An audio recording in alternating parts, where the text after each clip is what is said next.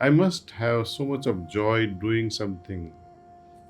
Then it becomes effortless. Moment you bring it this idea of that, oh no, I have to meditate again, it becomes a drag. It's okay in a class if you fail. Fifth grade or fifth year of college, if you fail, it's okay. It's not the worst. But in life, if we fail, you have to repeat the whole life again, see. And once you get used to this failing in classes, you become rigid about, and then you keep parents keep crying. My son is still in the ninth grade. He doesn't do anything. He's wasting his time. He, when is he going to pass out of the school?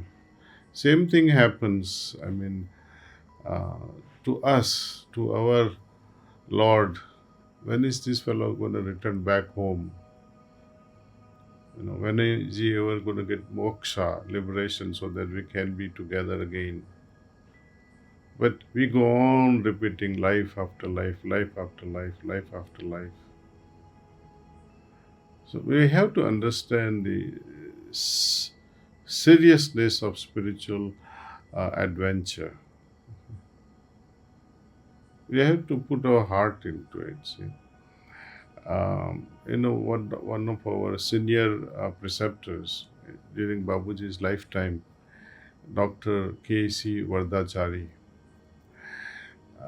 he used to give this example that if you dig a well for water 1 foot here, and then you get fed up, and then after 10 days you dig another 5 feet somewhere else, and then 10 feet somewhere else, you'll never get water, though you are making an effort, sporadic and unregulated, without plans. Likewise, when we meditate now, and then after some time we meditate, and then after some time we meditate. The other day I worked in my backyard in the garden. I was removing the soil, and I must have dug almost a foot uh, deep and about 2 feet wide. It took me more than an hour. And then afterward, what happened? After 5 days, when I go to plant a sapling, someone had already filled that 1 foot deep, 2 feet wide pit that I had made.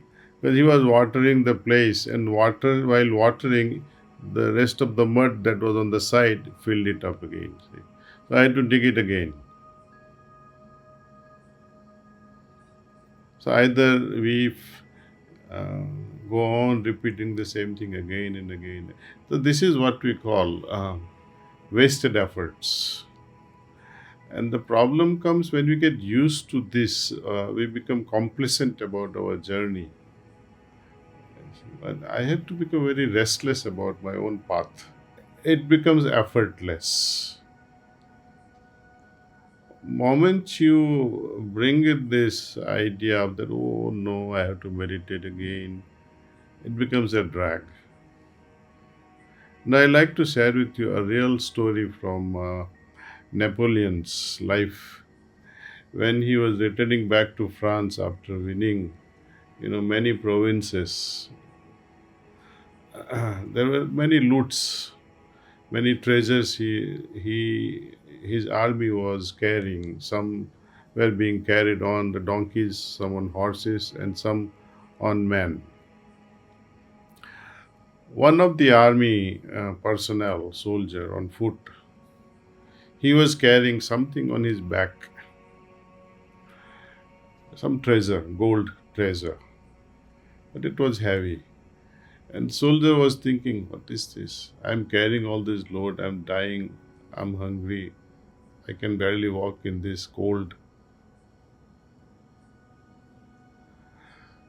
When Napoleon saw this, he asked, what are you carrying? He said, sir, I don't know what I'm carrying.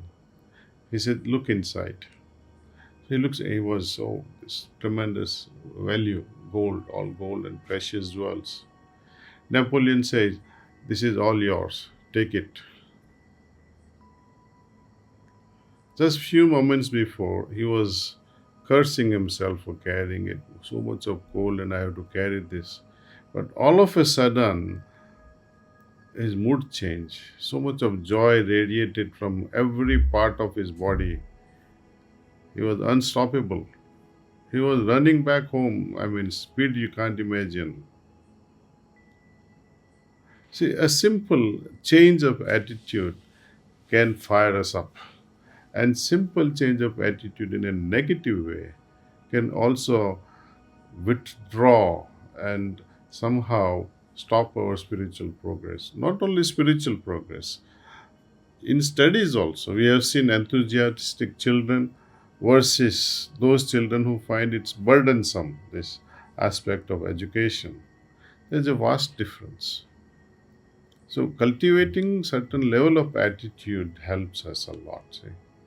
Even if you pretend, artificially you smile and say, "Oh, let me do this with joy," your enthusiasm itself will spread like a contagious disease. Your wife will be also affected by this positive sign.